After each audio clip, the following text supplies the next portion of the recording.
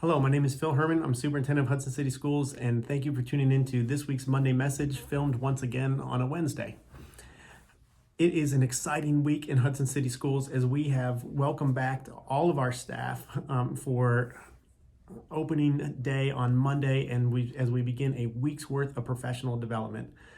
This week there are 70 professional development sessions for teachers and staff provided by 55 teachers, administrators, and guest presenters covering topics that help us understand the tools, the resources, and practices to meet the academic and emotional needs of our students as we start the school year. And so we are excited to bring everyone back together and to be gearing up and getting ready for next week. As I've been in the buildings and talked with our staff this week, they continue to share their excitement for meeting our students again next week and welcoming them back to school. In this message today, I'm going to talk about the building walkabouts on Saturday, 6-foot social distancing in the schools, a transportation video, a reminder about the travel advisory, and what to expect in the first week of school. Hopefully you have seen the communications from our principals about times to sign up in Sign Up Genius for the open building walkabouts this Saturday, August 29th. A few reminders about the walkabout. It's one parent and one student, unless of course there are siblings in the same building. Not all rooms are going to be open as we limit the amount of rooms that we will be cleaning and sanitizing as we prepare for Monday morning. So we do want to have some rooms open so that students can get a feel for what it's going to look like, but at the same time we want to limit the total of number of rooms that need to be re-cleaned or re-sanitized.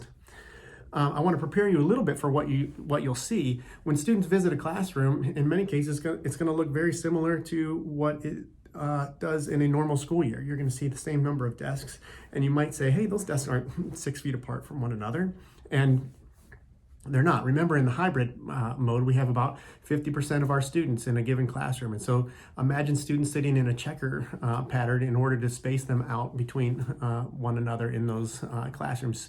So that's what you'll be seeing when you're looking at a classroom. And when we work with Summit County Public Health, they have really worked with us to make sure that we are putting 6 feet from center of seat to center of seat. So when they're contact tracing, that's what they want to see, is at least 6 feet. In some cases, we have significantly more space than that, but in other places where we're struggling to make sure that all the furniture gets in the classroom, or that we have enough seats for the students 6 feet apart, it will be that at least that 6 feet from center of seat to center of seat within our classrooms. And we can't take all of our furniture out, or half the furniture out of the classrooms, because it would be impossible to store 50% of our furniture somewhere else. And so we just alternate desks in the classrooms. And you'll see that set up when you're doing the walkabouts this Saturday.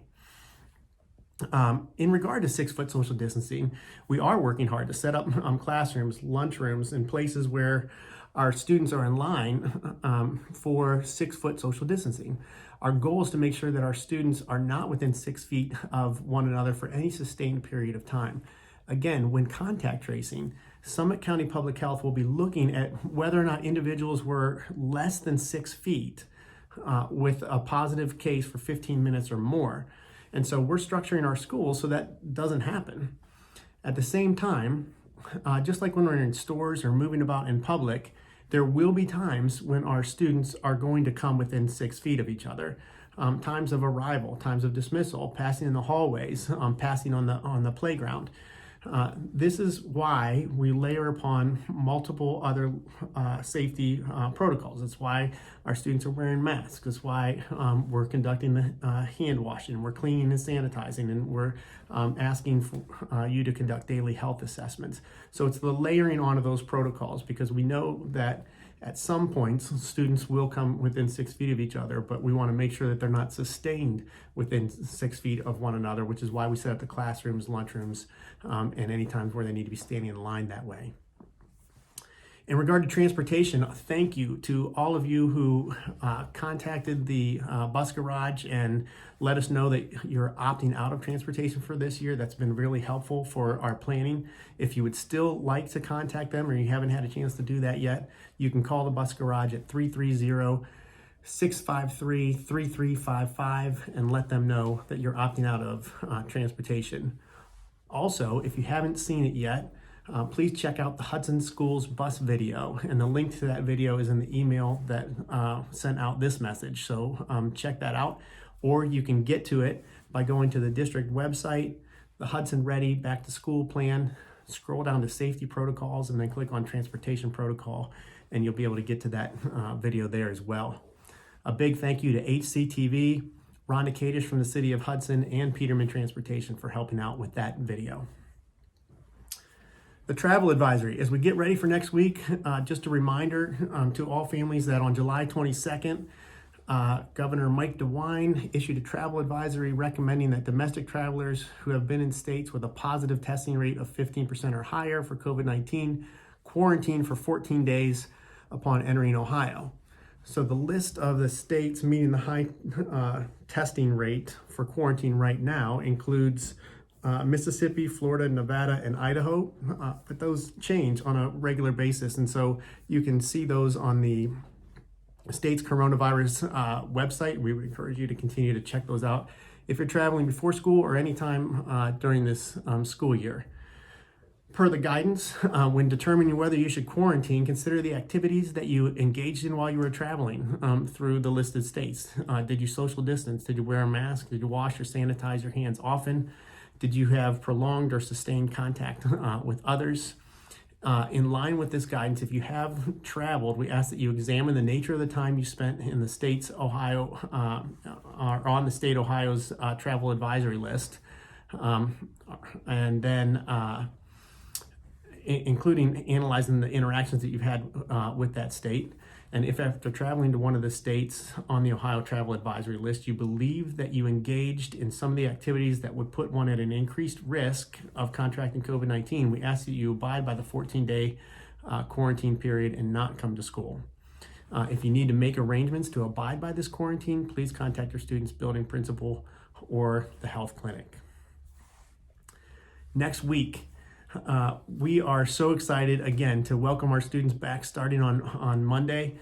The Blue Day students next week will be attending on Monday, Wednesday, and Friday. White Day students will attend on Tuesday and Thursday.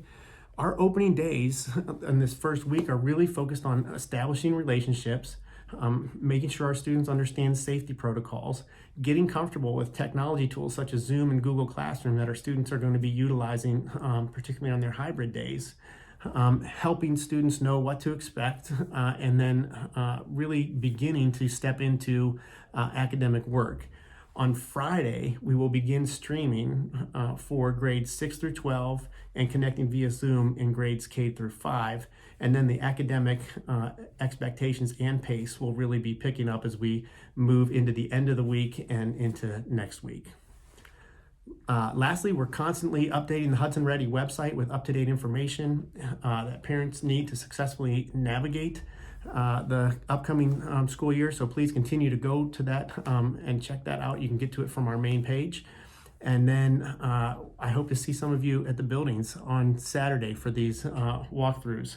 We cannot wait to see your children next week. If you can't make the walkabouts this Saturday, check out the welcome and walk and talk videos with the principals, sharing information about transitions to new locations for grades pre-K through 8, as well as some new safety protocols for this school year. Thank you again for tuning in to this Monday message, and I hope that you have a safe and healthy week.